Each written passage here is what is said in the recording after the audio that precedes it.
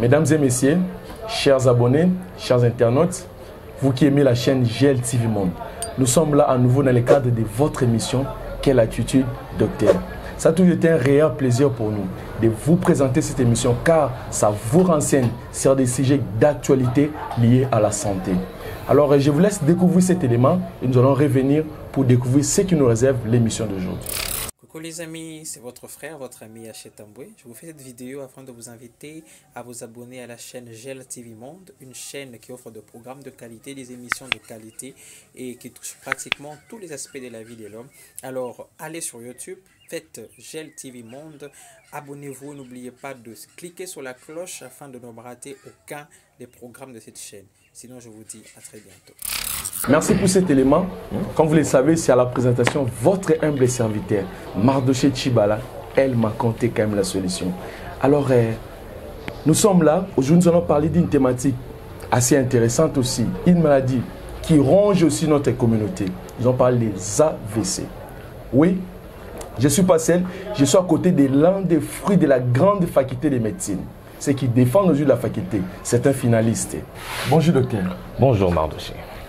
C'est un plaisir de vous retrouver encore dans le cadre de notre émission Quelle attitude, docteur? Le plaisir est partagé. Très bien.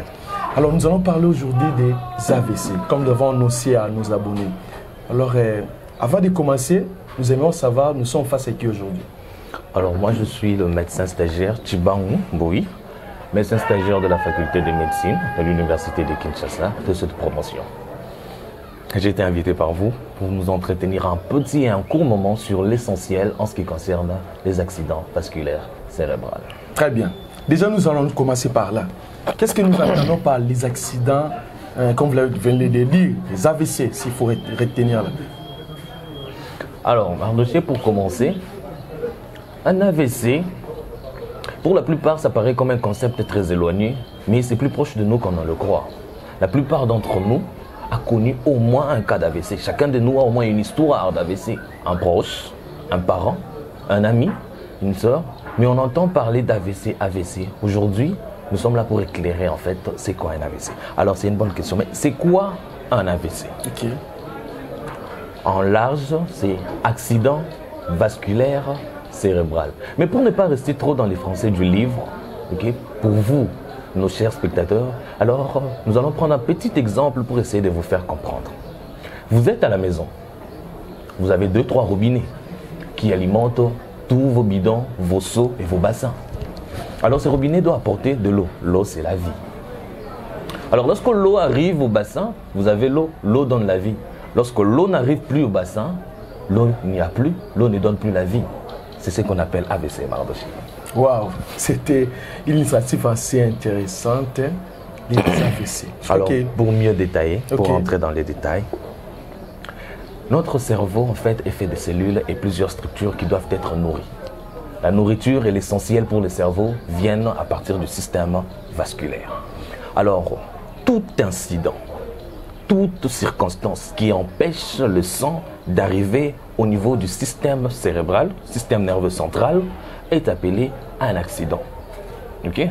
Un accident cérébral. Mais il faut différencier assez le concept. Ces circonstances peuvent concerner soit le système nerveux central, soit le système nerveux périphérique. Lorsque ça concerne le système nerveux périphérique, ça entre dans le cadre de neuropathie périphérique. On n'en parle pas aujourd'hui. Lorsque ça concerne le système nerveux central, c'est là où on est. Et dans ce système nerveux central, ça peut être soit brusque, soudain, c'est-à-dire aigu. Ce sont les AVC dont on va parler ici. Mais ça peut également être chronique. Okay? Donc un processus suivant un long cours, un long terme. Alors on parle des encéphalopathies vasculaires chroniques. Ça entre dans les cadres des encéphalopathies hypertensives par exemple. Mais on ne va pas en parler aujourd'hui. On en parlera prochainement. Pour l'instant, restons dans les cadres des AVC. Très bien, donc, nous sommes là, docteur. Alors, tout le monde limbo la moukie. Bande kona biso yo bazolanda biso na ngonga oyo o ba moni AVC ba bibe docteur akina ba français milai akita mo mukie toko koloba nini AVC na bande ko bazolanda biso ba maman ozoteka mo pondu na coin teka mo fufu docteur limbo la bango AVC zali nini penza? OK, maman.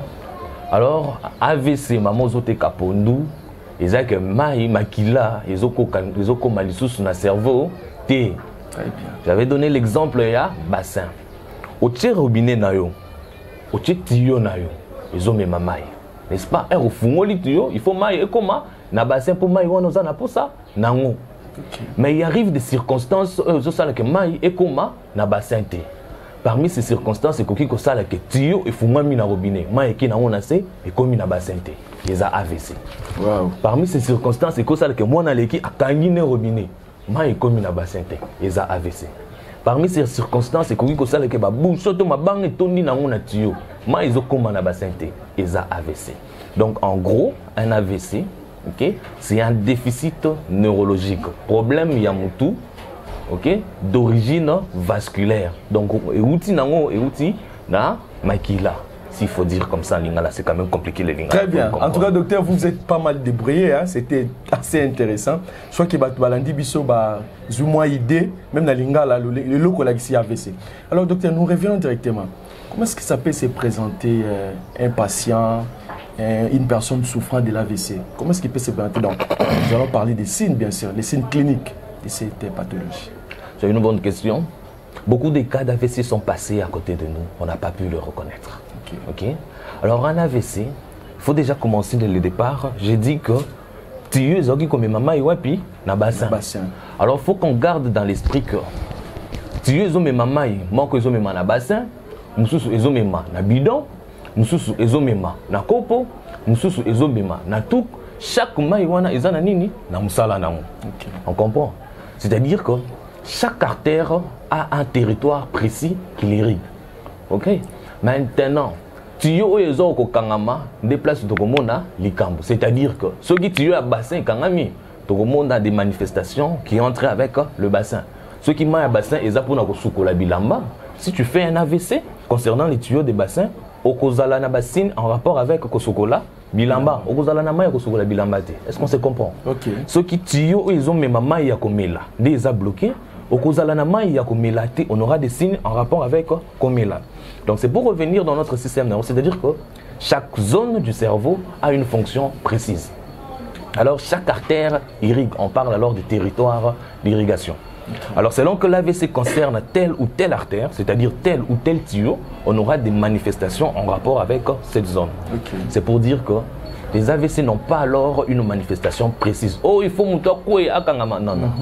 En fait, un AVC peut se manifester d'un simple trouble de décision. Il est seulement incapable de décider jusqu'à une paralysie et à la mort. Vous comprenez, j'ai pris deux extrêmes. C'est-à-dire que Mardoché n'a rien à tout. Mardoché, oh, ils ont rouge, ton noir. À quoi il était? Main à bloquer. Ça peut être un signe d'un AVC. Il est incapable de décider. Tout comme la Kokumba na Mardoché n'a gagné la seule crise à Kangami à Koi. C'est un AVC également. Alors, il n'y a pas un tableau clinique précis. Alors, tout signe ou toute manifestation neurologique, ça peut même être un problème oculaire. Oh, non, on est sous bien tenamiso. Ça peut être un AVC. Ça peut être un AVC. Ok? Alors, il y a plusieurs manifestations comme ça. Mais seulement ce qu'il faut noter, c'est que l'artère la plus touchée, généralement, c'est la cérébrale moyenne. Okay. Alors généralement on a des manifestations en rapport avec son territoire d'irrigation. On aura alors plus de manifestations moteurs et sensitifs. Oh, paralysie, liboko et kangaminini. Ce sont les manifestations qu'on aura généralement par rapport à l'artère qui est le plus souvent touchée. Mais il faut garder dans notre tête qu'un AVC peut se manifester de toutes les formes. Donc toute atteinte neurologique mais d'origine vasculaire. Très bien. Alors docteur, est-ce qu'il peut y avoir aussi des facteurs qui peuvent influer sur le déclenchement d'un AVC dans l'organisme? Est-ce qu'il peut y avoir des facteurs, soit des facteurs environnementaux, des facteurs extracorporels, s'il faut les dire comme ça, docteur? Est-ce qu'il peut exister aussi, qui peut induire cette maladie-là? C'est une très bonne question. C'est une bonne question, Marco, parce que je suis sûr qu'à la maison, là où vous êtes, vous me dites que non, finalement, le docteur dit sûrement vos yeux déjà même liste le kangami. Voilà. Alors tu te dis, mais liste le kangami, c'est ça qui est AVC. Effectivement. Non, alors ce n'est pas tout liste au kangama qui est un AVC. Ok? J'ai expliqué, il y a des circonstances dans lesquelles on peut faire un AVC. Je pense que ça sera ta prochaine question. Mais alors, certains facteurs, ok? Certains facteurs prédisposent les gens à faire un AVC. Ok? il n'y a pas une seule cause. On a la attention, donc dans ça, l'AVC, non, il n'y a pas qu'une seule cause. Un AVC, c'est un ensemble ou un mélange de plusieurs facteurs. Donc, on parle d'une étiologie multifactorielle réunie ensemble qui entraîne cet accident. Okay? Alors, ces facteurs, ce sont ceux que l'on appelle classiquement chez nous des facteurs de risque de maladies cardiovasculaires. Et il y en a plusieurs. Pour faire court, je vais mettre deux classes. Et puis toi-même, tu vas commencer à ajouter des autres facteurs. Alors, on a les premiers facteurs, ce sont des facteurs non modifiables. Les deuxièmes, ce sont les modifiables. Parmi les facteurs non modifiables, mon ami Macron, c'est toi. C'est-à-dire ta peau noire. Ok. Alors, la race noire est plus susceptible à faire un AVC que la race blanche. Ok. Ok. Parmi un autre facteur, c'est ton sexe. Ok. Le sexe masculin est plus en proie à un AVC que le sexe féminin. Très bien. Vous comprenez? Alors, j'ai dit que ce sont des facteurs non modifiables parce que vous comprenez, tu ne peux pas changer ta race. Effectivement. Tu ne peux pas changer ton sexe. Okay? Et puis, il y a certaines tranches d'âge. Ce sont des facteurs on dit alors non modifiables. Okay?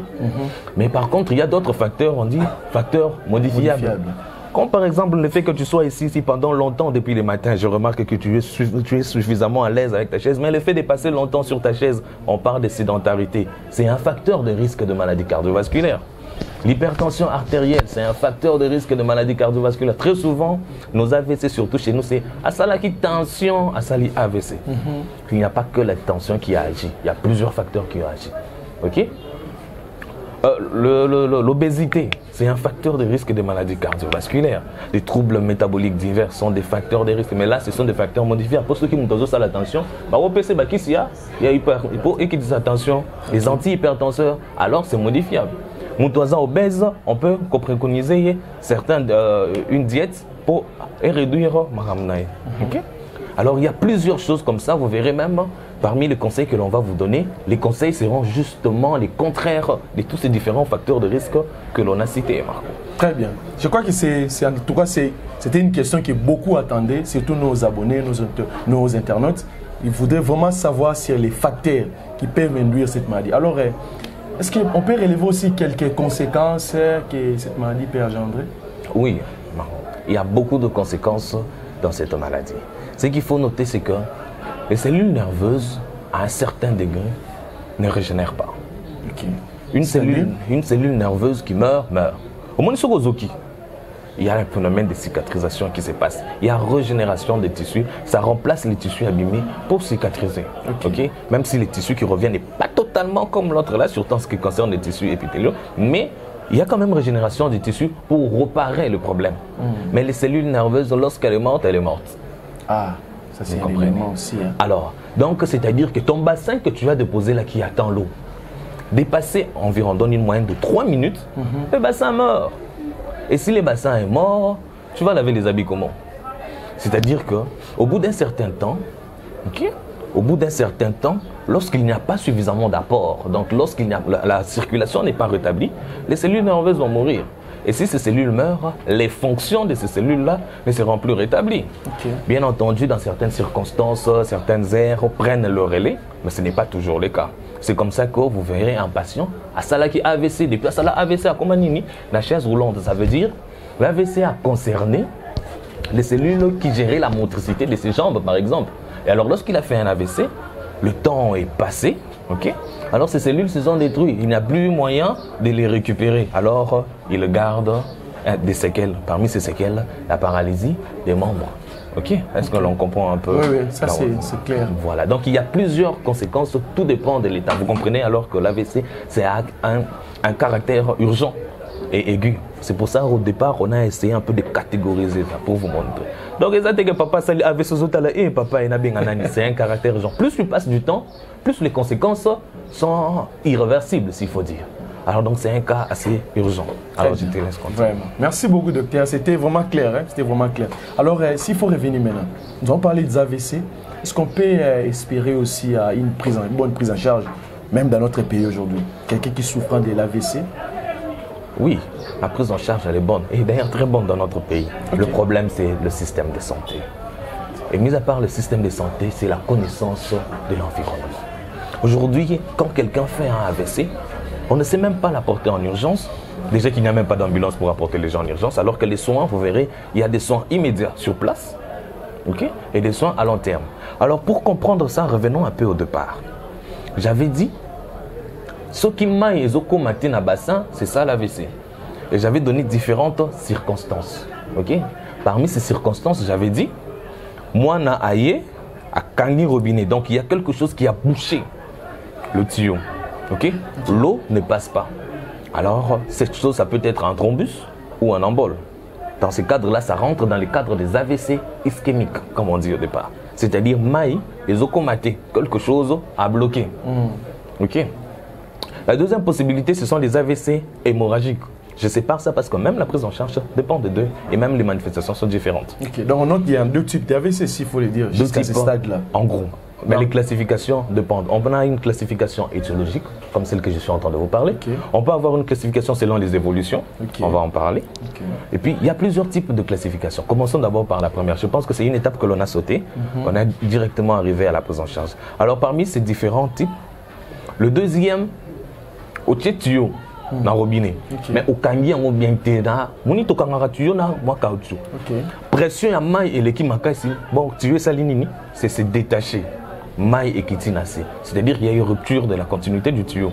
Alors là, maille et kitinacé, mais on a un AVC, mais c'est un AVC hémorragique.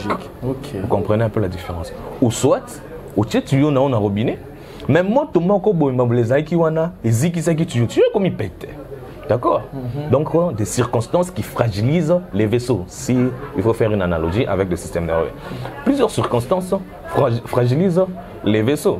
Partie place, tu veux comme il pète, ceux qui pressionnent matière comme ça, et ben on aura un AVC hémorragique. Ok? Alors, ça c'est la classification du point de vue étiologique. Mais on peut également classifier les AVC du point de vue évolution, par exemple. J'ai dit qu'un AVC peut aller d'une simple abolie, simple difficulté des décisions seulement, jusqu'à une paralysie. Alors, il y a certains symptômes, c'est pourquoi j'ai dit que nous avons AVC, mais on n'a pas remarqué. Il y a certains cas d'AVC, on parle alors des AIT, accidents ischémiques transitoires. On a des signes d'AVC, mais qui ne durent même pas 24 heures. Ça ne fait pas 1 heure, en fait. Alors, pour élargir, on dit un AVC avec un déficit neurologique dont on récupère toutes les fonctions au bout de 24 heures. Donc, c'est-à-dire que tu étais là, non, il faut que ça linga kaka. Hein? Moi, je sais plus beau. Il faut que kangami. Mais au bout d'une heure, au bout de nini, ça se rétablit. C'est-à-dire qu'il y a eu, par exemple, un caillou. Le bang mon kobo est bloqué tuyau. Mais la pression maille, c'est nini tindiki na le bang eke. Mais pendant le temps que le bang est bloqué tuyau, on a choisi tes symptômes. Maille pression tindiki le bang eke na on a bassin, les choses continuent. C'est un AVC, un AIT. Mais dont on guérit facilement et spontanément d'ailleurs. On ne s'en rend même pas compte. On n'arrive même pas à l'hôpital pour la plupart du temps. Mais c'est toujours mieux d'aller à l'hôpital pour faire un suivi parce que c'est un facteur de risque d'un prochain AVC. Okay. Alors dans ces circonstances-là, vous comprenez que les différentes prises en charge seront différentes. Alors pour un AVC où ma banga est bloquée, oui que si ma banga est bloquée, mais moi écoute on pas dire ma banga. C'est-à-dire que moi écoute comment on a baissé et comme il est bellété. C'est-à-dire que le sang peut arriver, mais pas trop. On aura juste des dysfonctionnements, mais ça sera assez lent. Un assez court terme, parce que l'organisme se charge de compenser tout vide. C'est-à-dire que ceux qui m'ont d'autres on envoie d'autres sources d'eau. Ça peut même être compensé. Mais tu avais fait un AVC. Donc ta prise en charge ne sera pas pareille. Pour place ma banque, pour place tuyau katana qui on prend le tuyau, on remet. Ça veut dire que pour là où il y avait une hémorragie, on colmate la brèche. Pour là où il y avait des thromboses, on fait une thrombolyse. Mais tu comprends que tuyau aux tuyau c'est quand même différent, hein? Oui, dans d'autres, une artère pour remettre. Alors la prise en charge, c'est vrai, elle est complexe, mais aujourd'hui, on arrive quand même à prendre en charge correctement les AVC, mais plus leurs séquelles.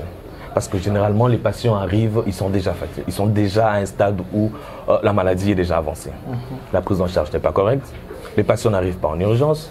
Il n'y a pas d'ambulance qui puisse amener les patients rapidement. Alors la prise en charge, généralement, elle n'est pas très bonne. Voilà pourquoi la nécessité des émissions comme celle-ci, pour motiver la population et mettre la puce à l'oreille de la population. Je suis devant mon papa qui fait un début de crise. Je pense tout de suite à l'amener dans un centre spécialisé. La prise en charge, elle est correcte. Très bien. Nous vous remercions infiniment, docteur, pour avoir répondu à notre invitation. C'était pas facile, étant finaliste, vous avez assez d'occupations, mais vous avez vraiment trouvé de votre temps pour vous présenter à notre émission et surtout dans le cadre de la promotion de la grande chaîne GLTV Monde. Alors, je ne sais pas si vous aurez un mot pour l'organisation de l'émission et surtout pour la chaîne. Alors, en gros, c'est à moi de vous remercier. Okay. Parce que des initiatives comme ça, nous, déjà à la fin, nous sommes en contact fréquent avec les malades et les circonstances que nous retrouvons ou les malades que nous retrouvons, on pense que déjà, on aurait pu prévenir ça. Alors, c'est avec des émissions comme celle-ci où on partage, où on informe à la population et la population sait comment prendre en charge ces choses qu'on va sauver plusieurs vies. Alors, des initiatives comme si ça paraît comme une chaîne, mais qui sait combien de cas d'AVC ont été sauvés? Combien de cas de cancer, par exemple, seront sauvés? Ça paraît comme une simple chaîne, mais c'est une initiative louable et qui va de l'humanisme. Alors, c'est quelque chose à féliciter. Alors, c'est à moi de vous dire merci. Et je dirai encore merci la prochaine fois que vous m'inviterez et toutes les autres fois pendant lesquelles on parle. C'est vraiment une initiative louable. Merci beaucoup, docteur. Alors, chers abonnés, chers internautes, ça a toujours été un réel plaisir pour nous de vous servir à travers cette émission. Quelle attitude, docteur? Comme nous le disons tantôt, ce n'est pas une émission, ce n'est pas un cours de la médecine, mais également c'est une émission qui vous informe sur les sujets d'actualité, sur les questions liées à la santé, dont parfois certains sont ignorants. Nous vous remercions beaucoup. Continuez à rester scotché à votre chaîne GLTV Monde et surtout, abonnez-vous massivement. Likez, partagez, surtout pour la promotion de votre émission Quelle attitude, docteur? Et également pour faire valoir cette chaîne GLTV Monde. Je remercie les patrons de notre chaîne Lodi Lopatanga, les réalisateurs de notre émission Mardoché Kumpi, Mardoc. Merci à toute la grande équipe de GLTV. Là, je vois à la caméra Moïse Nzanza Versas, Madame Grace Nyankoumi pour son soutien. Et je remercie également Papa Dominique Lopatanga depuis Paris pour ses encouragements. Je remercie Maman Gisèle Kapinga pour ses cadres de Boto. Nous remercions toute la grande famille de la faculté de médecine. Nous voyons les différentes composantes, entre autres la substance grise, Master, le Sénat suprême, les clubs de Bon Tonton, Ichan Club et tous les amis qui soutiennent de partout. Restez scotchés à votre chaîne GLTV Monde. Quant à moi, je vous retrouve dans notre prochain numéro. Ciao.